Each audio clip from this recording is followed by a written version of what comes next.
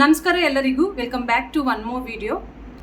Previous ವಿಡಿಯೋದಲ್ಲಿ ನನ್ನ ಅಕ್ಕನಿಗೆ ಗ್ಯಾಸ್ಟ್ರಿಕ್ ಕ್ಯಾನ್ಸರ್ ಆಗಿತ್ತು ಅಂತ ಹೇಳಿ ವಿಡಿಯೋನ ಎಂಡ್ ಮಾಡಿದ್ದೆ. ಆ್ಯಕ್ಚುಲಿ ಆ ವಿಡಿಯೋ ಮಾಡುವಾಗ ನಾನು ಬಹಳಷ್ಟು ಇನ್ಫಾರ್ಮೇಷನ್ನ ಅಂದರೆ ನನ್ನ ಮನಸ್ಸಿನ ಮಾತುಗಳನ್ನು ನಿಮ್ಮ ಜೊತೆ ಶೇರ್ ಮಾಡ್ಕೋಬೇಕು ಅಂತ ಹೇಳಿ ವಿಡಿಯೋನ ತುಂಬ ಲೆಂದಿಯಾಗಿ ಮಾಡಿಟ್ಟಿದ್ದೆ. ಆ ವಿಡಿಯೋ ಮಾಡೋವಾಗ ತುಂಬ ಎಮೋಷ್ನಲ್ ಆಗಿ ನಾನೇನೇನು ಫೀಲ್ ಮಾಡ್ತಿದ್ದೀನೋ ಅದನ್ನೆಲ್ಲ ನಿಮ್ಮ ಜೊತೆ ಹಂಚ್ಕೊಂಡಿದ್ದೆ. ಬಟ್ ವಿಡಿಯೋ ಎಡಿಟಿಂಗ್ ಮಾಡೋವಾಗ ನನಗನ್ನಿಸ್ತು ತುಂಬ ಲೆಂದಿಯಾಗಿದೆ ವಿಡಿಯೋ, ಮತ್ತು ನಾನು ತುಂಬ ಎಕ್ಸ್ಟ್ರೀಮಾಗಿ ಎಮೋಷ್ನಲ್ ಆಗಿ ಎಲ್ಲನೂ ಶೇರ್ ಮಾಡ್ತಾ ಇದ್ದೀನಿ. ಭಾಳಷ್ಟು ಜನಕ್ಕೆ ಅದು ಅರ್ಥ ಆಗಲ್ಲ ಅಂತ ಹೇಳಿ ನಾನು ಬರೀ 10 ಮಿನಿಟ್ಸ್ವರೆಗೂ ವಿಡಿಯೋನ ಎಡಿಟಿಂಗ್ ಮಾಡಿ ನಿಮ್ಮ ಜೊತೆ ಶೇರ್ ಮಾಡಿದ್ದೆ. ಆ್ಯಕ್ಚುಲಿ ಬಹಳಷ್ಟಿದೆ ನಿಮ್ಮ ಜೊತೆ ಶೇರ್ ಮಾಡ್ಕೊಳ್ಳೋದಕ್ಕೆ. ಬಟ್ ಮೊದಲು ಆ ವಿಡಿಯೋನ ನೋಡಿ ಬಹಳಷ್ಟು ಸಬ್ಸ್ಕ್ರೈಬರ್ಸು ಕೇಳಿದ್ದೇನು ಅಂತ ಅಂದರೆ, ನಿಮ್ಮ ಅಕ್ಕನಿಗೆ ಯಾವ ಸ್ಟೇಜಲ್ಲಿ ಗ್ಯಾಸ್ಟ್ರಿಕ್ ಕ್ಯಾನ್ಸರ್ ಇದೆ ಅಂತ ಗೊತ್ತಾಯಿತು, ಮತ್ತು ಅವ್ರಿಗೆ ಇದ್ದ ಸಿಂಪ್ಟಮ್ಸ್ ಏನು, ಗ್ಯಾಸ್ಟ್ರಿಕ್ ಕ್ಯಾನ್ಸರ್ ಅಂತ ಕನ್ಫರ್ಮ್ ಆಗೋದಕ್ಕಿಂತ ಮುಂಚೆ ಅವ್ರಿಗೆ ಅನುಭವಿಸ್ತಿದ್ದ ಸಿಂಪ್ಟಮ್ಸ್ ಏನು. ಅದಲ್ದಿರ ನಾನು ಚೆನ್ನೈಗೆ ಹೋಗಿದ್ದೆ ಅಕ್ಕನ ಮನೆಗೆ, ಆವಾಗ ಒಂದು ವ್ಲಾಗ್ ಮಾಡಿದ್ದೆ. ಸೊ ಆ ವ್ಲಾಗಲ್ಲಿ ನಾನು ಅಕ್ಕ ಚೆನ್ನಾಗಿದ್ದಾರೆ ಅಂತ ಹೇಳಿದ್ದೆ. ಅದನ್ನು ನೋಡಿದ ಕೆಲವು ಸಬ್ಸ್ಕ್ರೈಬರ್ಸು, ನೀವು ನಿಮ್ಮ ಅಕ್ಕ ಚೆನ್ನಾಗಿದ್ದಾರೆ ಅಂತ ಹೇಳಿದ್ರಲ್ಲ, ಇವಾಗ ಸಡನ್ನಾಗಿ ತೀರೋಗಿದ್ದಾರೆ ಅಂತ ಹೇಳ್ತಿದ್ದೀರಲ್ಲ, ಏನಾಯಿತು ಅಂತ ಅದನ್ನು ಪ್ರಶ್ನೆ ಮಾಡಿದ್ದಾರೆ. ಸೊ ಈ ಎಲ್ಲ ಪ್ರಶ್ನೆಗಳಿಗೂ ನಾನು ಈ ಒಂದು ವಿಡಿಯೋದಲ್ಲಿ ಉತ್ತರ ಕೊಡ್ತೀನಿ. ನೋಡಿ, ಒಂದು ವಿಡಿಯೋ ಮಾಡೋವಾಗ, ಸ್ಪೆಷಲಿ ಲೈಫ್ ಬಗ್ಗೆ ಮಾತಾಡೋವಾಗ, ಎಲ್ಲರೂ ಎಲ್ಲವನ್ನು ಪರ್ಫೆಕ್ಟಾಗಿ ಮಾತಾಡೋದಕ್ಕೆ ಸಾಧ್ಯ ಆಗೋದಿಲ್ಲ. ಒಬ್ಬೊಬ್ಬರು ತುಂಬ ಎಕ್ಸ್ಪರ್ಟ್ ಆಗಿರ್ತಾರೆ, ಕೆಲವರು ಎಮೋಷ್ನಲಿ ತುಂಬ ವೀಕ್ ಆಗಿದ್ದಾಗ ಅವ್ರಿಗೆ ಅರ್ಧಂಬರ್ಧ ಹೇಳೋ ಥರ ಒಂದು ಪರಿಸ್ಥಿತಿ ಇರುತ್ತೆ. ಏನು ಹೇಳಬೇಕು ಅಂತ ಅಂದ್ಕೊಂಡಿದ್ದಾರೋ ಅದನ್ನು ಪೂರ್ತಿಯಾಗಿ ಹೇಳೋದಕ್ಕೆ ಸಾಧ್ಯ ಆಗಲ್ಲ. ಸೊ ಅದರಿಂದ ನೀವು ಆ್ಯಸ್ ಎ ವ್ಯೂವರ್ಸ್ ಆಗಿ ಒಬ್ಬರ ಲೈಫನ್ನು ನೋಡ್ತಿರೋವಾಗ ಅವರು ಏನು ಹೇಳೋದಕ್ಕೆ ಪ್ರಯತ್ನ ಪಡ್ತಿದ್ದಾರೆ ಅದನ್ನು ಪ್ಲೀಸ್ ಅರ್ಥ ಮಾಡಿಕೊಂಡು ವಿಡಿಯೋನ ನೋಡಿ. ಆವಾಗ ನಿಮಗೆ ನಾವು ಹೇಗೆ ವಿಡಿಯೋ ಮಾಡಿದ್ದೀವೋ ಅದನ್ನು ಸೈಡ್ಗಿಟ್ಬಿಟ್ಟು ನಾವು ಏನು ಹೇಳೋದಕ್ಕೆ ಪ್ರಯತ್ನ ಮಾಡ್ತಿದ್ದೀವೋ ಅದನ್ನು ಅರ್ಥ ಮಾಡ್ಕೊತೀರಾ.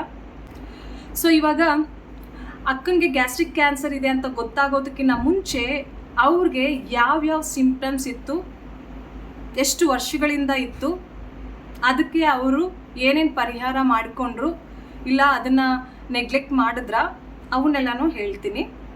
ಮೊದಲನೇ ಸಿಂಪ್ಟಮ್ ಬಂದ್ಬಿಟ್ಟು ಅವ್ರಿಗೆ ತುಂಬ ತೇಗು ಬರ್ತಾ ಇತ್ತು. ಜನರಲ್ ಆಗಿ ನಾವು ಊಟ ಮಾಡಿದಾಗ ಇಲ್ಲಾಂದರೆ ನೀರನ್ನು ಕುಡಿದಾಗ ನಮಗೆ ತೇಗ್ ಬರುತ್ತೆ. ಬಟ್ ಅಕ್ಕನಿಗೆ ಊಟ ಮಾಡದೇ ಇದ್ರೂ ತೇಗ್ ಬರ್ತಿತ್ತು, ನೀರು ಕುಡಿದೇ ಇದ್ರೂ ತೇಗ್ ಬರ್ತಿತ್ತು. ಆ ತೇಗು ತುಂಬ ಜೋರಾಗಿ ಬರ್ತಿತ್ತು. ಅದನ್ನು ಅವರು ನೆಗ್ಲೆಕ್ಟ್ ಮಾಡ್ತಿದ್ರು. ಏನಂತ ನೆಗ್ಲೆಕ್ಟ್ ಮಾಡ್ತಿದ್ರು ಅಂದರೆ, ಗ್ಯಾಸ್ಟ್ರಿಕ್ ಪ್ರಾಬ್ಲಮ್ ಆಗಿದೆ, ಅದಕ್ಕೆ ಈ ಥರ ತೇಗ್ ಬರ್ತಾ ಇದೆ ಅಂತ ನೆಗ್ಲೆಕ್ಟ್ ಮಾಡಿದ್ರು. ಮತ್ತು ಮನೇಲಿ ಇರೋರು ಸಹ ಅದನ್ನು ಗ್ಯಾಸ್ಟ್ರಿಕ್ ಪ್ರಾಬ್ಲಮ್ ಅಂತಲೇ ಹೇಳಿ ಟಿಪ್ಪಣಿಯನ್ನು ಕೊಡ್ತಿದ್ರು. ಈ ಒಂದು ತೇಗ್ ಬರ್ತಾ ಇರೋ ಪ್ರಾಬ್ಲಮ್ ಬಂದುಬಿಟ್ಟು ಅವ್ರಿಗೆ ಒಂದು 3 to 4 years ಇಂದನೂ ಇತ್ತು, ರೆಗ್ಯುಲರ್ ಆಗಿತ್ತು. ಬಟ್ ಅದನ್ನು ಅವರು ನೆಗ್ಲೆಕ್ಟ್ ಮಾಡಿದ್ರು. ಡಾಕ್ಟ್ರ್ ಹತ್ರ ಹೋಗಿ ಅದಕ್ಕೆ ಟ್ರೀಟ್ಮೆಂಟೂ ಸಹ ತಗೊಂಡಿರಲಿಲ್ಲ. ಅದಕ್ಕೆ ಮುಖ್ಯ ಕಾರಣ ಏನು ಅಂದರೆ, ನಮ್ಮ ಅಮ್ಮನಿಗೂ ಸಹ ಗ್ಯಾಸ್ಟ್ರಿಕ್ ಪ್ರಾಬ್ಲಮ್ ಇತ್ತು, ಅವ್ರಿಗೂ ತೇಗ್ ಬರ್ತಿತ್ತು. ಅವ್ರಿಗಿವಾಗ 64 years, ಅವ್ರು ಚೆನ್ನಾಗಿದ್ದಾರೆ, ಅವ್ರಿಗೇನೂ ಆಗಿಲ್ಲ. ಸೊ ಅದೇ ರೀತಿಯೇ ಅವ್ರ ಮಗಳು ನನಗೆ ಏನೂ ಆಗಲ್ಲ ಅನ್ನೋ ಒಂದು ಥಾಟ್ ಇತ್ತು. ಓಕೆನಾ? ಸೊ ಅದಕ್ಕೆ ಅವರು ಡಾಕ್ಟರ್ ಹತ್ರ ಹೋಗ್ಬಿಟ್ಟು ಏನೂ ಚೆಕಪ್ ಮಾಡಿಸ್ಕೊಂಡಿರಲಿಲ್ಲ. ಅದು ಒಂದು ದೊಡ್ಡ ಸಿಂಪ್ಟಮ್ ಆಗಿತ್ತು, ಮತ್ತು ಒಂದು ದೊಡ್ಡ ತಪ್ಪಾಗಿತ್ತು, ಅದನ್ನು ನೆಗ್ಲೆಕ್ಟ್ ಮಾಡಿದ್ದು. ಮತ್ತು ಎರಡನೇ ಸಿಂಪ್ಟಮ್ ಬಂದ್ಬಿಟ್ಟು, ಅದು ನಾನು ನೋಟಿಸ್ ಮಾಡ್ದಂಗೆ, ಅಕ್ಕನಿಗೆ ಸರಿಯಾಗಿ ನಿದ್ದೆ ಬರ್ತಿರ್ಲಿಲ್ಲ. ಸೌಂಡ್ ಸ್ಲೀಪ್ ಅಂತ ಹೇಳ್ತಾರಲ್ಲ, ಆ ಥರ ಯಾವಾಗ್ಲೂ ಮಲಗಿದ್ದನ್ನು ನಾನು ನೋಡೇ ಇಲ್ಲ ಫ್ರೆಂಡ್ಸ್. ತುಂಬ ಅವ್ರನ್ನ ಯಾವಾಗ್ಲೂ ಬ್ಯುಸಿಯಾಗೇ ಇಟ್ಕೊಳ್ತಾ ಇದ್ರು. ಮಲ್ಗೋವಾಗ್ಲೂ ಸಹ ಬೆಳಿಗ್ಗೆ ಏನು ಮಾಡಬೇಕು, ನಾಳೆ ಇವ್ರಿಗೆ ಏನು ಕೊಡಬೇಕು, ಆ ಥರನೇ ಒಂದು ಕ್ಯಾಲ್ಕುಲೇಷನ್ಸ್ ಮಾಡಿಕೊಂಡೇ ಮಲಗ್ತಿದ್ರು. ಮಲ್ಗೋವಾಗ್ಲೂ ಸಹ ಅಮೃತಾಂಜನ್ನ ಹಚ್ಕೊಂಡೇ ಮಲಗ್ತಿದ್ರು. ತುಂಬ ತಲೆನೋವು ಬರ್ತಿತ್ತು ಅವ್ರಿಗೆ. ಹಚ್ಚಿದ್ರೆ ಅದೇನೋ ಒಂಥರ ಅವ್ರಿಗೆ ಚೆನ್ನಾಗಿ ಅನಿಸ್ತಿತ್ತು. ಸೊ ಅದಕ್ಕೆ ಡೈಲಿ ಬೇಸಿಸಲ್ಲಿ ಅಮೃತಾಂಜನ್ ಹಚ್ಕೊಂಡು ಮಲಗ್ತಿದ್ರು. ಬರೀ ಮಲಗ್ತಿದ್ರು, ನಿದ್ದೆ ಅಂತೂ ಮಾಡ್ತಿರ್ಲಿಲ್ಲ ಸರಿಯಾಗಿ. ಈ ಕಡೆಯಿಂದ ಆ ಕಡೆಗೆ ಹೊರಲಾಡ್ತಿದ್ರು. ಅವರು ಸರಿಯಾಗಿ ನಿದ್ದೆ ಏನಕ್ಕೆ ಮಾಡ್ತಿರ್ಲಿಲ್ಲ ಅಂತ ಅಂದರೆ, ಅವರ ಡೈಜೆಸ್ಟಿವ್ ಸಿಸ್ಟಮ್ ಸರಿಯಾಗಿರಲಿಲ್ಲ. ಹೊಟ್ಟೆಯಲ್ಲಿ ಸಮಸ್ಯೆ ಇತ್ತು. ಹೊಟ್ಟೆಯಲ್ಲಿ ಸಮಸ್ಯೆ ಇದ್ದಾಗ ಆ ಡೀಪ್ ಸ್ಲೀಪ್ ಅನ್ನೋದು ಬರುವುದಿಲ್ಲ. ಅದನ್ನು ಸಹ ಅವರು ಇಗ್ನೋರ್ ಮಾಡಿದ್ರು. ನಾವು ಸರಿಯಾಗಿ ನಿದ್ದೆ ಮಾಡಿಲ್ಲ ಅಂದರೆ ಪೂರ್ತಿ ದಿನ ಕೆಲಸ ಮಾಡಿದಾಗ ನಾವು ತುಂಬ ಟಯರ್ಡ್ ಫೀಲ್ ಆಗ್ತೀವಿ. ಸೊಂಟ ನೋವು ಬರುತ್ತೆ, ಕಾಲು ನೋವು ಬರುತ್ತೆ, ತಲೆನೋವು ಬರುತ್ತೆ. ಇದೆಲ್ಲನೂ ಅವರು ಫೇಸ್ ಮಾಡ್ತಿದ್ರು. ಮತ್ತು ಅವ್ರ ಜೀವನದಲ್ಲಿ ತುಂಬ ಸ್ಟ್ರೆಸ್ ಇತ್ತು. ಸ್ಟ್ರೆಸ್ಸಿನ ಜೊತೆಗೆ ರೆಸ್ಪಾನ್ಸಿಬಿಲಿಟೀಸ್ ಕೂಡ ಇತ್ತು. ರೆಸ್ಪಾನ್ಸಿಬಿಲಿಟೀಸ್ ಇದ್ದಾಗ ಆಟೋಮೆಟಿಕ್ಲಿ ಸ್ಟ್ರೆಸ್ ಅನ್ನೋದು ಬಂದೇ ಬರುತ್ತೆ. ನಾನು ಸಾಯೋದಕ್ಕೂ ಮುನ್ನ ನನ್ನ ಅಕ್ಕನ ಜರ್ನಿ ಹೇಗಿತ್ತು ಅಂತ ವಿಡಿಯೋ ಏನಕ್ಕೆ ಮಾಡಿದ್ದೀನಿ ಅಂದರೆ, ಅವ್ರ ಜೀವನದ ವಿಡಿಯೋವನ್ನು ಯಾರು ಮೆಚುರಿಟಿಯಿಂದ ನೋಡಿರ್ತಾರೋ ಅವ್ರಿಗೆ ಅರ್ಥ ಆಗಿರುತ್ತೆ ಅವ್ರಿಗೆ ಈ ಥರ ಗ್ಯಾಸ್ಟ್ರಿಕ್ ಪ್ರಾಬ್ಲಮ್ ಬರೋದಕ್ಕೆ ಮುಖ್ಯ ಕಾರಣ ಏನು ಅಂತ ಹೇಳಿ. ಸ್ಟ್ರೆಸ್, ರೆಸ್ಪಾನ್ಸಿಬಿಲಿಟೀಸ್, ನೆಗ್ಲಿಜೆನ್ಸಿ, ನನಗೇನೂ ಆಗಲ್ಲ ಅನ್ನೋ ಒಂದು ಕಾನ್ಫಿಡೆನ್ಸ್, ಮತ್ತು ತಮ್ಮನ್ನು ತಾವು ಪ್ರೀತಿ ಮಾಡದೇ ಇರೋದು. ಸ್ಟ್ರೆಸ್ ಅನ್ನೋದು ಅವ್ರಿಗೆ ಚಿಕ್ಕ ವಯಸ್ಸಿಂದನೂ ಇದೆ, ನನಗೂ ಇದೆ. ತವರ ಮನೆಯಲ್ಲಿನೂ ಸ್ಟ್ರೆಸ್ ಇತ್ತು, ಗಂಡನ ಮನೆಗೆ ಬಂದ್ಮೇಲೂ ಸ್ಟ್ರೆಸ್ ಇತ್ತು. ನನಗೆ ಇವರಿದ್ದಾರೆ, ಇವ್ರು ಮಾಡ್ತಾರೆ ಎಲ್ಲನೂ ಅಂತ ಫ್ರೀಯಾಗಿ ಯಾವಾಗ್ಲೂ ಅಕ್ಕ ಇದ್ದಿದ್ದೇ ಇಲ್ಲ. ಎಲ್ಲ ರೆಸ್ಪಾನ್ಸಿಬಿಲಿಟೀಸ್ನ ಅಚ್ಚುಕಟ್ಟಾಗಿ ನಿಭಾಯಿಸ್ತಾ ಇದ್ರು. ಅದಕ್ಕೆ ಅವ್ರ ಲೈಫಲ್ಲಿ ತುಂಬ ಸ್ಟ್ರೆಸ್ ಇತ್ತು. ಸ್ಟ್ರೆಸ್ ಇದ್ದಾಗ ಮನುಷ್ಯನ ಜೀವನದಲ್ಲಿ ಬರದೇ ಇರೋ ಕಾಯಿಲೆಗಳೆಲ್ಲನೂ ಬಂದು ಸೇರ್ಕೊಳ್ಳುತ್ತೆ ಅಂತ ಡಾಕ್ಟರ್ಸೇ ಹೇಳ್ತಾರೆ. ಮತ್ತು ಅವ್ರದ್ದು ಲೈಫ್ ಸ್ಟೈಲ್ ಬಂದ್ಬಿಟ್ಟು ತುಂಬ ಬ್ಯುಸಿಯಾಗಿದ್ದ ಕಾರಣದಿಂದ ಟೈಮ್ ಪ್ರಕಾರವಾಗಿ ಊಟ ಮಾಡ್ತಿರ್ಲಿಲ್ಲ. ಟೈಮ್ ಪ್ರಕಾರವಾಗಿ ಊಟ ಮಾಡದೇ ಇದ್ದರೆ ಅದು ಗ್ಯಾಸ್ಟ್ರಿಕ್ ಆಗಿ ಕನ್ವರ್ಟ್ ಆಗುತ್ತೆ, ಹೊಟ್ಟೆಯಲ್ಲಿ ಸಮಸ್ಯೆ ಉಂಟಾಗುತ್ತೆ. ಅದೆಲ್ಲನೂ ಅವ್ರಿಗೂ ಗೊತ್ತಿರಲಿಲ್ಲ. ಅವ್ರಿಗೆ ಈ ಥರ ಆಗೋದಕ್ಕೂ ಮುಂಚೆ ನನಗೂ ಗೊತ್ತಿರಲಿಲ್ಲ. ಅವ್ರಿಗೆ ಈ ಥರ ಆದಮೇಲೆ ನಾನು ಭಾಳಷ್ಟು ಇನ್ಫಾರ್ಮೇಟಿವ್ ವೀಡಿಯೋಸ್ ನೋಡಿಬಿಟ್ಟು ಅರ್ಥ ಮಾಡ್ಕೊಂಡಿದ್ದು, ಈ ಥರ ನಾವು ನಮ್ಮ ಲೈಫ್ ಸ್ಟೈಲಲ್ಲಿ ಡಿಸಿಪ್ಲಿನ್ ಇಲ್ಲದೇ ಇದ್ದರೆ ನಮಗೂ ಸಹ ಕಾಯಿಲೆಗಳು ಬರ್ಬೋದು ಅಂತ ಅರ್ಥ ಮಾಡಿಕೊಂಡಿದ್ದು. ಇಲ್ಲ ಅಂದರೆ ನಮಗೇನಾಗುತ್ತೆ ಬಿಡು, ನಮ್ಮ ಅಪ್ಪ ಅಮ್ಮನೇ ಚೆನ್ನಾಗಿದ್ದಾರಲ್ಲ, ಅವ್ರಿಗೇನೂ ಆಗಿಲ್ಲ, ಅವ್ರ ಅಪ್ಪ ಅಮ್ಮನಿಗೂ ಏನೂ ಆಗಿರಲಿಲ್ಲ, ಈ ಥರ ಕ್ಯಾನ್ಸರ್ ಬಂದಿರಲಿಲ್ಲ, ನಮಗೇನಾಗುತ್ತೆ ಅನ್ನೋ ಒಂದು ಥಾಟಿಂದ ನಾನೂ ಇದ್ದೆ. ಬಟ್ ಈ ಒಂದು ಥಾಟ್ ಇವಾಗಿಲ್ಲ. ಯಾರಿಗೆ ಬೇಕಾದರೂ ಏನೇ ಒಂದು ಹೆಲ್ತ್ ಪ್ರಾಬ್ಲಮ್ ಬರ್ಬೋದು. ಅದಕ್ಕೆ ಬೇರೆ ಬೇರೆ ಕಾರಣಗಳಿರುತ್ತೆ. ಮತ್ತು ಇನ್ನೊಂದು ಮುಖ್ಯವಾದ ಒಂದು ಸಿಂಪ್ಟಮ್ ಬಂದುಬಿಟ್ಟು ಅವ್ರಿಗೆ ಕಾನ್ಸ್ಟಿಪೇಷನ್ ಪ್ರಾಬ್ಲಮ್ ಇತ್ತು. ಸರಿಯಾಗಿ ಮೋಷನ್ ಪಾಸ್ ಆಗ್ತಾ ಇರಲಿಲ್ಲ. ಒಂದಿನ ಬಿಟ್ಟು ಒಂದಿನ ಆ ಥರ ಚಿಕ್ಕ ವಯಸ್ಸಿಂದನೇ ಇದ್ದಿದ್ದು ಈ ಪ್ರಾಬ್ಲಮ್ಮು. ಅವ್ರು ಇವಾಗ ಎಲ್ಲಾದರೂ ಟ್ರಾವೆಲ್ ಮಾಡ್ತಾರೆ ಅಂತ ಅಂದ್ಕೊಳ್ಳಿ, ಏನಾದರೂ ಗಲೀಜಾಗಿದ್ದರೆ ಅಲ್ಲಿ ಮೋಷನ್ಗೆ ಹೋಗೋದೇ ಇಲ್ಲ, ಅದನ್ನು ಹಂಗೆ ಕಂಟ್ರೋಲ್ ಮಾಡ್ತಿದ್ರು. ಈ ಥರ ಒಂದು ಲೈಫ್ ಸ್ಟೈಲ್ನೂ ಸಹ ಇತ್ತು. ಅದರಿಂದ ಕಾನ್ಸ್ಟಿಪೇಷನ್ ಪ್ರಾಬ್ಲಮ್ ಉಂಟಾಯಿತು. ಸೊ ಕಾನ್ಸ್ಟಿಪೇಷನ್ ಪ್ರಾಬ್ಲಮ್ ಉಂಟಾದಾಗ ಹೊಟ್ಟೆಯಲ್ಲಿ ಹಲವಾರು ಸಮಸ್ಯೆಗಳು ಆಗುತ್ತೆ ಅಂತ ಹೇಳ್ತಾರೆ. ಈ ಗ್ಯಾಸ್ಟ್ರಿಕ್ ಕ್ಯಾನ್ಸರ್ ಅಂತ ಬಂದಾಗ ಅದು ಫಸ್ಟ್ ಸ್ಟೇಜಲ್ಲಿ, ಸೆಕೆಂಡ್ ಸ್ಟೇಜಲ್ಲಿ ಗೊತ್ತಾಗಲ್ಲ ಅಂತ ಹೇಳ್ತಾರೆ. ಫೈನಲ್ ಸ್ಟೇಜ್ ಬಂದಮೇಲೆ ಅದು ತುಂಬ ಸಿಂಪ್ಟಮ್ಸ್ನ ಹೆಚ್ಚು ಮಾಡೋದು ಅಂತ ಹೇಳ್ತಾರೆ. ಸೊಂಟ ನೋವು ಇರೋದಾಗಿರ್ಬೋದು, ಕಾನ್ಸ್ಟಿಪೇಷನ್ ಆಗಿರ್ಬೋದು, ಮತ್ತು ತೇಗ್ ಬರೋ ಪ್ರಾಬ್ಲಮ್ ಆಗಿರ್ಬೋದು. ಈ ಎಲ್ಲ ಸಿಂಪ್ಟಮ್ಸೂ ಒಂದೇ ಪ್ರಾಬ್ಲಮಿಂದ ಬರಲ್ಲ, ಬೇರೆ ಬೇರೆ ಪ್ರಾಬ್ಲಮ್ಸಿಂದನೂ ಬರುತ್ತೆ ಅಂತ ಡಾಕ್ಟರ್ಸ್ ಹೇಳ್ತಾರೆ. ಸೊ ಅದಕ್ಕೆ ತುಂಬ ಜನ ನೆಗ್ಲೆಕ್ಟ್ ಮಾಡ್ತಾರೆ. ಇವಾಗ ನನಗೆ ರೆಗ್ಯುಲರಾಗಿ ಸೊಂಟ ನೋವು ಬರ್ತಾ ಇದೆ ಅಂತ ಅಂದರೆ ನಾನು ಹೋಗಿ ಡಾಕ್ಟರ್ ಹತ್ರ ತೋರಿಸ್ಕೋಬೇಕು. ಈ ಥರ ನನಗೆ ಸೊಂಟ ನೋವು ಬರ್ತಾ ಇದೆ ಸರ್, ಚೆಕ್ ಮಾಡಿ ಏನಾದರೂ ಮೆಡಿಸಿನ್ಸ್ ಕೊಡಿ ಅಂತ ಕೇಳ್ಕೊಂಡ್ರೆ ಡಾಕ್ಟರ್ಸ್ ನೋಡಿ ಹೇಳ್ತಾರೆ ಈ ಕಾರಣದಿಂದ ನಿಮಗೆ ಸೊಂಟ ನೋವು ಬರ್ತಾ ಇದೆ ಅಂತ ಹೇಳಿ. ಇಲ್ಲ ಕಾನ್ಸ್ಟಿಪೇಷನ್ ಪ್ರಾಬ್ಲಮ್ ಏನಕ್ಕೆ ಬರ್ತಾ ಇದೆ ಅಂತ ನೋಡಿ ಅದಕ್ಕೆ ಮೆಡಿಸಿನ್ಸ್ ಕೊಡ್ತಾರೆ. ತೇಗ್ ಏನಕ್ಕೆ ಬರ್ತಾ ಇದೆ ಅಂತ ನೋಡಿ ಅದಕ್ಕೂ ಮೆಡಿಸಿನ್ಸ್ ಕೊಡ್ತಾರೆ. ಸೊ ಇದು ಎಲ್ಲರಿಗೂ ಇರೋ ಸಿಂಪ್ಟಮ್ಸೇ ಬಿಡು, ದೊಡ್ಡ ಸಿಂಪ್ಟಮ್ಸ್ ಏನೂ ಅಲ್ಲ ಅಂತ ಅಂದ್ಕೊಂಡು ನೆಗ್ಲೆಕ್ಟ್ ಮಾಡಿದ್ದಕ್ಕೆ ಅವ್ರಿಗೆ 4th ಸ್ಟೇಜಲ್ಲಿ ಕ್ಯಾನ್ಸರ್ ಇದೆ ಅಂತ, ಗ್ಯಾಸ್ಟ್ರಿಕ್ ಕ್ಯಾನ್ಸರ್ ಇದೆ ಅಂತ ಗೊತ್ತಾಗಿತ್ತು. ಆ 4th ಸ್ಟೇಜಲ್ಲಿ ಕ್ಯಾನ್ಸರ್ ಇದೆ ಅಂತ ಗೊತ್ತಾದ ಮೇಲೆ ಅದನ್ನು ನಂಬೋಕೆ ಆಗಿರಲಿಲ್ಲ ಫ್ರೆಂಡ್ಸ್. ತುಂಬ ನಾನಂತೂ ತಲೆಗೆ ಕೆಡ್ಸ್ಕೊಂಡ್ಬಿಟ್ಟಿದ್ದೆ. ಇನ್ನು ನಮ್ಮ ಅಕ್ಕನೇ ನನಗೆ ಧೈರ್ಯ ತುಂಬ್ತಾ ಇದ್ರು, ನೀನೇನಕ್ಕೆ ಇಷ್ಟು ತಲೆ ಕೆಡ್ಸ್ಕೊತಾ ಇದೀಯಾ, ನನಗೇನೂ ಆಗಲ್ಲ, ನಾನು ಚೆನ್ನಾಗಿ ಆಗಿ ಬರ್ತೀನಿ, ನೋಡ್ತಾ ಇರು ನೀನು, ದೇವ್ರನ್ನ ನಂಬಿದ್ದೀನಿ, ದೇವ್ರು ನನಗೆ ಯಾವಾಗಲೂ ಮೋಸ ಮಾಡಲ್ಲ, ಅಷ್ಟು ಕಾನ್ಫಿಡೆಂಟಾಗಿ ಧೈರ್ಯವಾಗಿ ನಮ್ಮ ಅಕ್ಕ ಟ್ರೀಟ್ಮೆಂಟ್ನ ತಗೊಂಡ್ರು. 6 ಕೆಮೊಥೆರಪೀಸ್ ಆಯಿತು ಮತ್ತು 1 ಸರ್ಜರಿ ಆಯಿತು. ಈ ಪ್ರೋಸೆಸ್ಸಲ್ಲಿ ಈ ಸರ್ಜರಿ ಕೆಮೊಥೆರಪಿ ಆಗುವಾಗ ಅವರು ಧೈರ್ಯದಿಂದ ಇದ್ದಿದ್ದಕ್ಕೆ ಎಲ್ಲನೂ ಸ್ಮೂದಾಗಿ ಆಯಿತು. ನಾನು ಚೆನ್ನೈಗೆ ಹೋಗಿದ್ದಾಗ ಬರೀ 4 ದಿನ ಮಾತ್ರನೇ ನನ್ನ ಅಕ್ಕನ ಮನೇಲಿ ಇದ್ದಿತ್ತು. ಆವಾಗ ನಾನು ಅಬ್ಸರ್ವ್ ಮಾಡಿದ್ದೇನೆಂದರೆ ಎಲ್ಲನೂ ನಾರ್ಮಲ್ ಆಗಿದೆ, ಮಕ್ಕಳು ಖುಷಿಯಾಗಿದ್ದಾರೆ, ನಮ್ಮ ಮಾವ ನಾರ್ಮಲ್ ಆಗಿ ಕೆಲ್ಸಕ್ಕೆ ಹೋಗ್ತಾ ಇದ್ದಾರೆ, ನನ್ನ ತಾಯಿ ನಾರ್ಮಲ್ ಆಗಿದ್ದಾರೆ, ನಮ್ಮ ಅಕ್ಕ ಕಾನ್ಫಿಡೆಂಟಾಗಿ ಮಾತಾಡ್ತಾ ಇದ್ದಾರೆ, ಎಲ್ಲ ಜವಾಬ್ದಾರಿಗಳನ್ನ ನಿಭಾಯಿಸ್ತಾ ಇದ್ದಾರೆ. ಈ ಥರ ಆಗಿದೆಯಲ್ಲ ಅಂತ ಯಾರೂ ಕೊಡುತ್ತಾನೇ ಇರಲಿಲ್ಲ. ಅದಕ್ಕೆ ನಾನು ತುಂಬ ದಿನ ಅಲ್ಲಿ ಇರಲಿಲ್ಲ. ನಾನು ಅಲ್ಲಿ ಇದ್ದಿದ್ರೆ ಇನ್ನೂ ನಮ್ಮ ಅಮ್ಮನಿಗೆ ತುಂಬ ಕೆಲಸ ಆಗ್ತಾಯಿತ್ತು. ನನ್ನ ಮಗ ದೊಡ್ಡವನು, ನಮ್ಮ ಅಮ್ಮಂದು ಫೋನ್ ಎಲ್ಲನೂ ತುಂಬ ಯೂಸ್ ಮಾಡ್ತಾ ಇದ್ದಾನೆ ಅಂತ ಕಂಪ್ಲೇಂಟ್ಸೂ ಸಹ ಬರ್ತಿತ್ತು. ಆ ಥರ ಕಂಪ್ಲೇಂಟ್ಸ್ ಎಲ್ಲನೂ ನಾನು ಕೇಳೋವಾಗ ನನಗೆ ಬೇಜಾರಾಗುತ್ತೆ. ಆ ಬೇಜಾರಾದಾಗ ಜಗಳ ಮಾಡಿಬಿಡ್ತೀನಿ.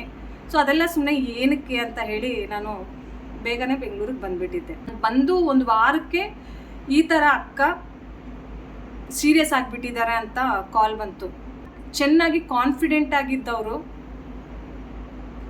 ಈ ಥರ ಸೀರಿಯಸ್ ಆಗಿದ್ದಾರೆ ಅಂತ ಕಾಲ್ ಬಂದಾಗ ಅದನ್ನು ನಂಬೋದಕ್ಕೆ ಸಾಧ್ಯನೇ ಆಗಿರಲಿಲ್ಲ.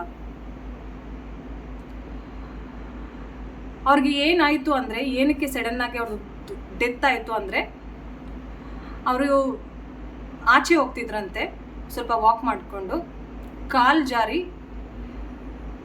ಮೇನ್ ಡೋರ್ ಹತ್ರ ಕೆಳಗಡೆ ಬಿದ್ದರಂತೆ. ಬಿದ್ದಾಗ ತಲೆಗೆ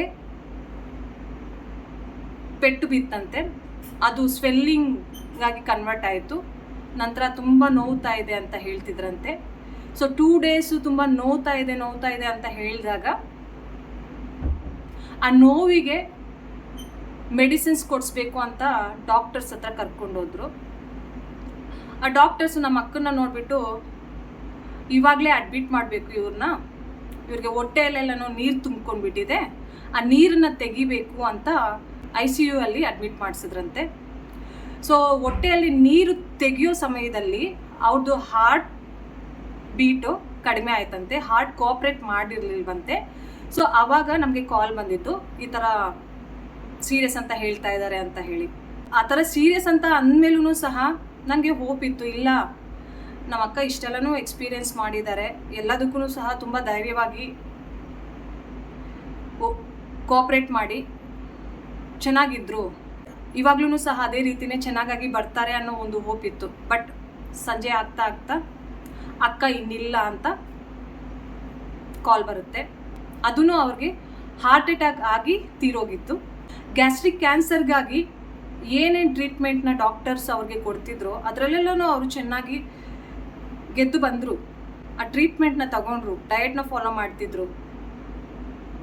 ಸ್ಪೆಷಲಿ ಇಲ್ಲಿಂದ ವೀಕ್ ಆಗಿರಲಿಲ್ಲ. ಇವಾಗ ಏನೇ ಒಂದು ಕಾಯಿಲೆ ಬಂದ್ರೂ ಮಾನಸಿಕವಾಗಿ ನಾವು ಕುಗ್ಗೋಗಬಾರ್ದು. ಆವಾಗಲೇ ಆ ಎಲ್ಲ ಮೆಡಿಸಿನ್ಸ್ ನಮ್ಮ ಮೇಲೆ ಚೆನ್ನಾಗಿ ವರ್ಕ್ ಆಗುತ್ತೆ ಅಂತ ಹೇಳ್ತಾರೆ. ಸೊ ಅದೇ ರೀತಿಯೇ ನಮ್ಮ ಅಕ್ಕ ತುಂಬ ಕಾನ್ಫಿಡೆಂಟ್ ಆಗಿದ್ಲು, ಎಲ್ಲ ಮೆಡಿಸಿನ್ಸ್ಗೂ ಸಹ ಕೋಆಪ್ರೇಟ್ ಮಾಡ್ತಿದ್ಲು. ಬಟ್ ಈ ಥರ ಸಡನ್ನಾಗಿ ಬಿದ್ದು ನೋವು ಅಂತ ಡಾಕ್ಟರ್ಸ್ ಹತ್ರ ಹೋಗಿ, ಅದು ಸಡನ್ನಾಗಿ ಅನ್ಫಾರ್ಚುನೇಟ್ ಆಗಿ ಆಗಿರೋ ಡೆತ್ತು. ಇಲ್ಲ ಅಂದರೆ ಅಕ್ಕ ಇನ್ನೂ ಉಳಿದಿರ್ತಾ ಇದ್ರು ಫ್ರೆಂಡ್ಸ್. ನನ್ನ ಚಿಕ್ಕ ಮಗ ಅವ್ರ ಅಪ್ಪನ ಹತ್ರ ಏನು ಹೇಳಿದ್ದ ಗೊತ್ತಾ? ಅಪ್ಪ, ದೊಡ್ಡಮ್ಮ ಕ್ಯಾನ್ಸರ್ ಆಗಿಬಿಟ್ಟು ಸ್ವಲ್ಪ ಸಣ್ಣ ಆಗಿಬಿಟ್ಟಿದ್ದಾರೆ ಅಷ್ಟೇ, ಬಟ್ ಅವರು ಯಾವಾಗಲೂ ಯಾವ ರೀತಿ ಮಾತಾಡ್ತಿದ್ದಾರೋ ಅದೇ ರೀತಿನೇ ಮಾತಾಡ್ತಿದ್ರು, ನಮಗೆ ಬೇರೆ ಡಿಫ್ರೆನ್ಸ್ ಏನು ಗೊತ್ತಾಗಲಿಲ್ಲ ಅಂತ. ಅಷ್ಟು 8 ವರ್ಷದ ಮಗು ಅವ್ರ ಅಪ್ಪನಿಗೆ ಹೇಳ್ದ ಅವ್ರ ದೊಡ್ಡಮ್ಮ ಹೆಂಗಿದ್ದಾಳೆ ಅಂತ ಹೇಳಿಬಿಟ್ಟು. ಸೊ ಅದೇ ರೀತಿನೇ ನಾನು ಅರ್ಥ ಮಾಡಿಕೊಂಡೆ ಚೆನ್ನೈಯಿಂದ ನಮ್ಮ ಮನೆಗೆ ಬಂದಿದ್ದು. ಮತ್ತು ನಮ್ಮ ಅಕ್ಕನ ಯಾರ್ಯಾರು ಮೀಟ್ ಮಾಡೋಕ್ಕೆ ಹೋಗಿದ್ರು ನೋಡೋದಕ್ಕೆ, ಅವರೆಲ್ಲನೂ ಅದೇ ಹೇಳಿದ್ದು, ಚೆನ್ನಾಗಿದ್ಲಲ್ಲ, ಚೆನ್ನಾಗಿ ಮಾತಾಡ್ತಿದ್ಲಲ್ಲ, ಅವಳಿಗೇನಾಗಿತ್ತು, ಏನಾಯಿತು ಸಡನ್ನಾಗಿ ಈ ಥರ ತೀರೋಗಿದ್ದಾಳೆ ಅಂತ ಹೇಳ್ತಿದ್ದೀರಲ್ಲ, ಅಯ್ಯೋ ಎಷ್ಟು ಚೆನ್ನಾಗಿ ಮಾತಾಡ್ತಿದ್ಲು. 4th ಸ್ಟೇಜ್ ಕ್ಯಾನ್ಸರಲ್ಲಿ ಅವ್ರು ಅಷ್ಟು ಚೆನ್ನಾಗಿ ಎಲ್ಲರ ಜೊತೆನೂ ಕಾನ್ಫಿಡೆಂಟಾಗಿ ಮಾತಾಡ್ತಿದ್ರು. ನಾನು ಈಗ ಆಗ್ಬಿಟ್ಟಿದ್ದೀನಿ, ನನಗೆ ಈಗ ಆಗ್ಬಿಟ್ಟಿದೆ, ನನ್ನ ಕ್ಯಾನ್ಸರ್ ಬಂದುಬಿಟ್ಟಿದೆ, ನಾನು ಸತ್ತೋಗ್ಬಿಡ್ತೀನಿ, ಡಾಕ್ಟ್ರ್ ಹಿಂಗೆ ಹೇಳಿದ್ದಾರೆ ಹಂಗೆ ಹೇಳಿದ್ದಾರೆ ಅಂತ ಯಾರ ಹತ್ರನೂ ಕೊರಗಿಲ್ಲ. ತುಂಬ ಕಾನ್ಫಿಡೆಂಟಾಗಿ ಎಲ್ಲರ ಜೊತೆನೂ ಮಾತಾಡ್ತಿದ್ರು. ಇನ್ನು ಅವ್ರಿಗೆ ಸಲಹೆಗಳನ್ನ ಕೊಡ್ತಿದ್ರು. ಅದು ನಮ್ಮ ಅಕ್ಕ.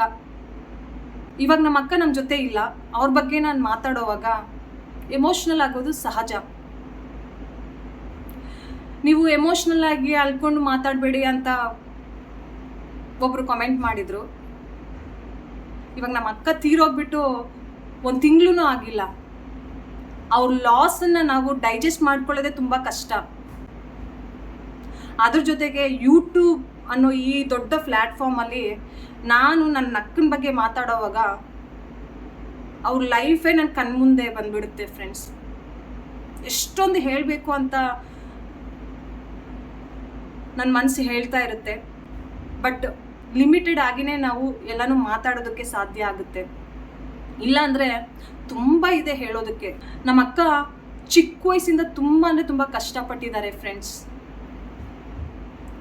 ಅವ್ರ ಜರ್ನಿನ 1 ಸೆಕೆಂಡ್ಗೆ ನೆನೆಸ್ಕೊಂಡ್ರೂ ತುಂಬ ಅಂದರೆ ತುಂಬ ನೋವಾಗುತ್ತೆ, ಪಾಪ ಅಂತ ಅನಿಸುತ್ತೆ. ಅವ್ರಿಗೆ ಏನಕ್ಕೆ ಈ ಥರ ಆಯಿತು ಅಂತ ಅನಿಸುತ್ತೆ. ಭಾಳಷ್ಟು ಕ್ವಶನ್ಸ್ ಬರುತ್ತೆ. ನಾನು ಸ್ಕ್ರಿಪ್ಟ್ ಬರ್ಕೊಂಡು ಈ ಒಂದು ಪಾಯಿಂಟ್ ಬಗ್ಗೆ ಮಾತಾಡಬೇಕು, ಈ ಒಂದು ಪಾಯಿಂಟ್ ಬಗ್ಗೆ ಮಾತಾಡಬೇಕು, ಇದನ್ನು ಮಾತಾಡಬಾರ್ದು ಆ ಥರ ಪ್ಲ್ಯಾನ್ ಮಾಡಿಕೊಂಡು ಇಲ್ಲಿಯವರೆಗೂ ನಾನು ಯೂಟ್ಯೂಬಲ್ಲಿ ಏನೂ ಒಂದು ಕಂಟೆಂಟ್ನ ಶೇರ್ ಮಾಡಿರಲಿಲ್ಲ. ಆ ಟೈಮಲ್ಲಿ ನನಗೆ ಏನು ಅನಿಸುತ್ತೋ, ನಾನು ಹೇಗೆ ನಿಮ್ಮ ಜೊತೆ ಶೇರ್ ಮಾಡ್ಕೋಬಲ್ಲೆನೋ ಅದೇ ರೀತಿಯೇ ನಾನು ಶೇರ್ ಮಾಡ್ಕೊತಾ ಇದ್ದೆ. ಇದೂ ಅದೇ ರೀತಿಯೇ ಶೇರ್ ಮಾಡ್ಕೊತಾ ಇದ್ದೀನಿ. ನಾನು ಜೂನ್ 9ನೇ ತಾರೀಕೆ ಬೆಂಗಳೂರಿಂದ ನಮ್ಮ ಮನೆಗೆ ಬಂದುಬಿಟ್ಟೆ. ಸೊ ಆವಾಗಿಂದ ನಾನು ಎಷ್ಟು ಎಮೋಷ್ನಲ್ ಡಿಸ್ಬ್ಯಾಲೆನ್ಸ್ನ ಎಕ್ಸ್ಪೀರಿಯೆನ್ಸ್ ಮಾಡ್ತಾ ಇದ್ದೀನಿ ಅದನ್ನು ನನಗೆ ಗೊತ್ತು. ನನಗೂ ಫ್ಯಾಮ್ಲಿ ಇದೆ, ನನಗೆ ಚಿಕ್ಕ ಮಕ್ಕಳಿದ್ದಾರೆ. ನನಗೇನಾದರೂ ಆದರೆ ಅವ್ರನ್ನ ಯಾರು ನೋಡ್ಕೊಳ್ಳಲ್ಲ ಅಂತ ನನಗೆ ಗೊತ್ತಿದೆ. ನನ್ನ ಅಕ್ಕನ ಮಕ್ಕಳು ನಾನು ಬೆಂಗಳೂರಿಂದ ಬಂದುಬಿಟ್ಟಿದ್ದೀನಿ ಅಂತ ನೆಗೆಟಿವ್ ಆಗಿ ಥಿಂಕ್ ಮಾಡಬಾರ್ದು ಅಂತ ತುಂಬ ಕೊರಗಿ ಅವ್ರಿಗೆ ಕಾಲ್ ಮಾಡಿ ಅವ್ರ ಹತ್ರ ಮಾತಾಡಿ ಅವ್ರಿಗೆ ನಾನೇನು ಫೀಲ್ ಮಾಡ್ತಾ ಇದ್ದೀನಿ ಅದನ್ನು ಎಕ್ಸ್ಪ್ಲನೇಷನ್ ಕೊಡೋದಾಗಿರ್ಬೋದು, ನನ್ನ ಪರಿಸ್ಥಿತಿ ಹೇಗಿತ್ತು, ಸೊ ಅದಕ್ಕೆ ನಾನು ಬಂದುಬಿಟ್ಟಿದ್ದೆ ಅದನ್ನು ಹೇಳೋದಾಗಿರ್ಬೋದು.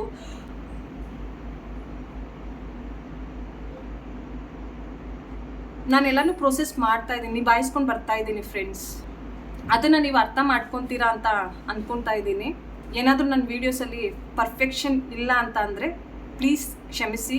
ನಾನು ಮೊದಲು ಯೂಟ್ಯೂಬ್ ಚಾನಲ್ನ ಶುರು ಮಾಡಿದಾಗ ತುಂಬ ಕಾನ್ಫಿಡೆಂಟ್ ಆಗಿದ್ದೆ. ಏನೋ ಒಂದು ಸಾಧಿಸಬೇಕು ಅನ್ನೋ ಒಂದು ಗುರಿ ಇತ್ತು, ನಾನು ಸಖತ್ತಾಗಿ ವಿಡಿಯೋ ಮಾಡಬೇಕು ಅನ್ನೋ ಒಂದು ಸ್ಪಿರಿಟ್ ಇತ್ತು. ಇವಾಗ ಮಾಡ್ತಾ ನನ್ನ ಲೈಫಲ್ಲೂ ಸಹ ತುಂಬ ಪ್ರಾಬ್ಲಮ್ಸ್ ಇದೆ. ನಾವು ನಮ್ಮ ಮೈಂಡಲ್ಲಿ ಬಹಳಷ್ಟು ಪ್ರಾಬ್ಲಮ್ಸ್ನ ಪ್ರೋಸೆಸ್ ಮಾಡ್ತಾ ಇರ್ತೀವಿ. ಆದ್ರೂ ನಾವು ಜನರ ಹತ್ರ ತುಂಬ ಚೆನ್ನಾಗಿ ಮಾತಾಡೋದಕ್ಕೆ ಪ್ರಯತ್ನ ಪಡ್ತೀವಿ. ಅದು ಒಂದು ಸ್ಟ್ರೆಂತು ನನ್ನ ಪ್ರಕಾರ. ಅದು ಎಲ್ಲರೂ ಮಾಡೋದಕ್ಕೆ ಸಾಧ್ಯ ಆಗೋದಿಲ್ಲ. ಅದನ್ನು ನಾನು ಮಾಡಿದ್ದೀನಿ, ನಾನು ಮಾಡ್ತಾ ಇದ್ದೀನಿ. ಆ್ಯಕ್ಚುಲಿ ಹೇಳಬೇಕಂದ್ರೆ ಇವಾಗಲೂ ಸಹ ತುಂಬ ರೆಸ್ಪಾನ್ಸಿಬಿಲಿಟೀಸ್ ಇದೆ. ಆ ರೆಸ್ಪಾನ್ಸಿಬಿಲಿಟೀಸ್ನ, ಜವಾಬ್ದಾರಿಗಳನ್ನ ಮ್ಯಾನೇಜ್ ಮಾಡ್ತಾ ಮಾಡ್ತಾ ನಾನು ನನ್ನ ಲೈಫ್ ಬಗ್ಗೆ ತುಂಬ ಕಾನ್ಫಿಡೆಂಟಾಗಿ ಮುಚ್ಚು ಮರ ಇಲ್ಲದೆ ಎಲ್ಲನೂ ಶೇರ್ ಮಾಡ್ತಾ ಇದ್ದೀನಿ. ಇಟ್ಸ್ ಓನ್ಲಿ ಬಿಕಾಸ್ ನನ್ನ ಲೈಫ್ ಬಗ್ಗೆ ನಾನು ತುಂಬ ಪ್ರೌಡ್ ಫೀಲ್ ಮಾಡ್ಕೊತೀನಿ, ಮತ್ತು ನನ್ನ ಅಕ್ಕನ ಲೈಫ್ ಬಗ್ಗೆ ನಾನು ತುಂಬ ಪ್ರೌಡ್ ಫೀಲ್ ಮಾಡ್ಕೊತೀನಿ, ಮತ್ತು ನನ್ನ ತಮ್ಮನ ಲೈಫ್ ಬಗ್ಗೆ ನಾನು ತುಂಬ ಪ್ರೌಡ್ ಫೀಲ್ ಮಾಡ್ತೀನಿ. ನಮಗೆ ಯಾರ ಸಪೋರ್ಟ್ ಇಲ್ದಿರ ನಾವು ತುಂಬ ಕಾನ್ಫಿಡೆಂಟಾಗಿ, ಸ್ಟ್ರಾಂಗ್ ಆಗಿ, ಎಮೋಷ್ನಲಿ ವೀಕ್ ಆಗ್ದಿರ ನಮ್ಮನ್ನು ನಾವು ಕಾಪಾಡ್ಕೊಂಡು ಬಂದಿದ್ವಿ. ಬಟ್ ನನ್ನ ಅಕ್ಕನ ಸಾವು ನನಗೆ ಪಾಠ ಕಲಿಸ್ತು ಫ್ರೆಂಡ್ಸ್. ಅವ್ರು ಮಾಡಿರೋ ತಪ್ಪನ್ನ ನಾನು ಮಾಡಬಾರ್ದು. ಇಲ್ಲಿ ಈ ವಿಡಿಯೋನ ನೋಡ್ತಾ ಇರೋರು ಬಹಳಷ್ಟು ವ್ಯೂವರ್ಸೂ ಸಹ ನಮ್ಮ ಅಕ್ಕ ಏನು ತಪ್ಪು ಮಾಡಿದ್ರು ಆ ತಪ್ಪನ್ನ ನೀವು ಮಾಡಬಾರ್ದು. ಅವ್ರು ಮಾಡಿರೋ ತಪ್ಪು ಏನು ಅಂದರೆ ಅವ್ರ ಕಡೆ ಅವ್ರು ಗಮನ ಕೊಟ್ಟಿರಲಿಲ್ಲ, ಜವಾಬ್ದಾರಿಗಳನ್ನ ತಲೆ ಮೇಲೆ ಹೊತ್ಕೊಂಡ್ಬಿಟ್ಟಿದ್ರು. ಇದು ಮಾಡಬೇಕು, ಅದು ಮಾಡಬೇಕು, ಎಲ್ಲನೂ ಮಾಡಬೇಕು, ಎಲ್ಲನೂ ಸಾಧಿಸಬೇಕು ಅನ್ನೋ ಒಂದು ಹಠ ಇತ್ತು. ಹಠ ಇರಬೇಕು, ಅಟ್ ದಿ ಸೇಮ್ ಟೈಮ್ ನಮ್ಮ ಬಗ್ಗೆ ನಮಗೆ ಕಾಳಜಿ ಇರಬೇಕು. ಟೈಮ್ ಪ್ರಕಾರವಾಗಿ ಊಟ ಮಾಡಬೇಕು, ಕಣ್ತುಂಬ ನಿದ್ದೆ ಮಾಡಬೇಕು, ಇಲ್ಲಿಂದ ಖುಷಿಯಾಗಿರಬೇಕು. ಅದ್ರ ಜೊತೆಗೇನೆ ನಮ್ಮ ಡ್ರೀಮ್ಸ್ ಕಡೆನೂ ಸಹ ಫೋಕಸ್ ಮಾಡಬೇಕು. ಈ ಒಂದು ಪಾಠನ ನಾನು ನನ್ನ ಅಕ್ಕ ಹೋದ್ಮೇಲೆ ನಾನು ಕಲ್ತಿದ್ದು. ಸೊ ಅದಕ್ಕೆ ನಿಮ್ಮ ಜೊತೆ ಶೇರ್ ಮಾಡ್ಕೊತಾ ಇದ್ದೀನಿ. ಐ ಹೋಪ್ ನಿಮಗೆ ಈ ವಿಡಿಯೋ ಪ್ರಾಕ್ಟಿಕಲ್ ಆಗಿ ಅನಿಸುತ್ತೆ ಅಂತ ಅಂದ್ಕೊಂಡಿದ್ದೀನಿ.